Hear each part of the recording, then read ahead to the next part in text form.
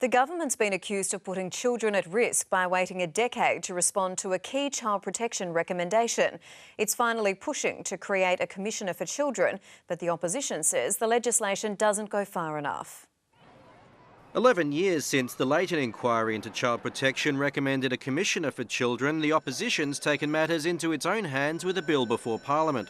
I know that the South Australian community wants the Commissioner to be independent, they want them to have real teeth, and they want them to be accountable not just to the government but to the community as a whole. But the government's finally drafted its own legislation, though its model doesn't have broad powers to investigate cases. When they have finally been dragged kicking and screaming to agreeing, their Commissioner won't have investigative powers. That's not good enough for the children of South Australia. The Premier says the Liberal model is too expensive. Well, it costs about $45 million, which is money that we'd rather put into frontline services. But the opposition argues it's a better system than ad hoc royal commissions into specific cases. We may well have seen a Commissioner's inquiry into the case of the Western Suburbs School, and we may well have seen a Commissioner's inquiry in relation to the recent events. The government points out the Leighton model specifically didn't include the function of dealing with complaints, but it did allow the Commissioner to develop screening processes for those working with children. The government's now reviewing existing screening processes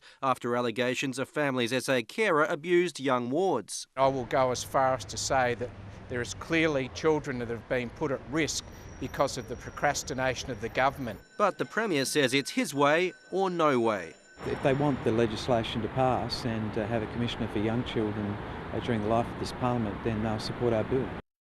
And Tom Richardson joins us now from Parliament. Tom, the Liberal bill is being debated there right now.